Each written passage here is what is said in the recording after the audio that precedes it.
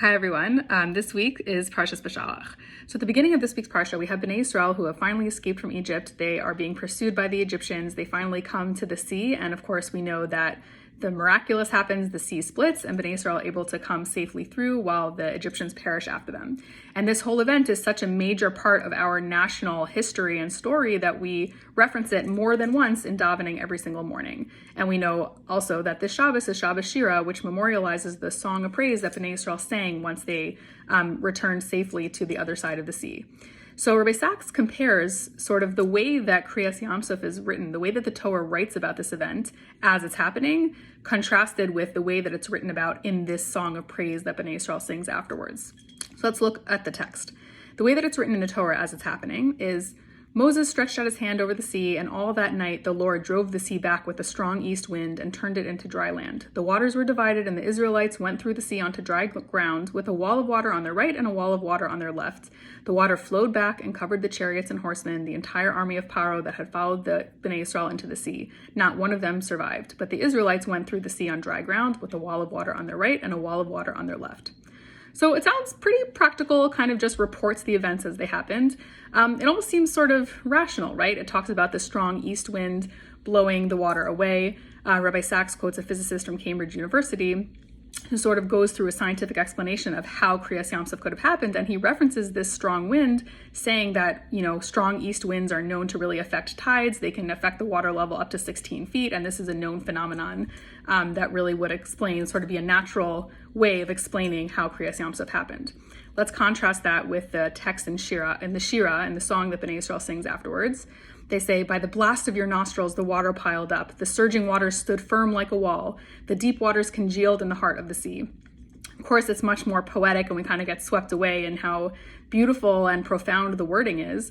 But it's also much more focused on the supernatural and miraculous aspects of this event. It's not just reporting events. It's sort of like embellishing them and focusing on how unnatural this whole thing was and how miraculous it was. The waters stood firm like a wall. It's really emphasizing that the waters did something that is not their usual. So of course the narrative, focused on the miracle is like more compelling. That's the text that we have in our morning prayers. And it's easy to sort of get swept up in how that sounds. But Rabbi Sachs points out that even thinking of it in a more, almost like logical, scientific way is really no less miraculous. Even if there are some natural way to explain the mechanics of Kriyas Yamsuf, the fact that it happened in that place at that time with just enough of a window for Bnei Yisrael to go through, but to crash on top of the Egyptians and trap them and drown them, one can't help but understand that there's something divinely ordained happening here. This was not just like any old day at Kriyas Yamsuf.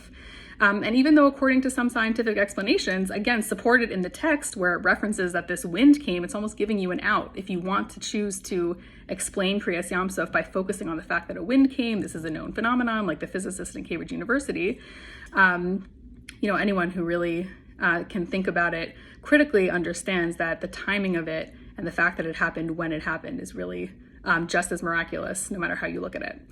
So Rashi says that the first word in the Torah, Bereshis, he explains that the meaning behind this word Bereshis, in the beginning, things were created, the meaning is that everything in the world was created for the sake of Bnei Yisrael and Torah, for the sake of furthering along Bnei Yisrael's storyline, kind of. To the extent that everything that was created, including the sea, was sort of, conditioned and had a stipulation at the point of its creation that it had to suspend the laws of its own natural functioning if that would help Bnei Yisrael proceed in their storyline. And even though they're mere physical creations, this was sort of written into their code. So this shows us that even our definition of the laws of nature may also be pretty skewed and somewhat myopic. So most importantly, we really see, depending on the text, depending how things are written, depending on how you read them and interpret them, we really have the power to view events either as natural or supernatural. We choose whether to explain things away as ordinary, even if in some ways that's like supported by what we're reading. Also, we can allow ourselves to be in touch with the extraordinary way that God runs the world and that he directs Bnei Yisrael's storyline and our own personal storylines, our path as a nation and our path as individuals. And we really choose to see our lives as either ordinary, natural, nothing to do with God, nothing divinely ordained, or to really see them for what they are, which is, of course, guided by God himself. Shabbos.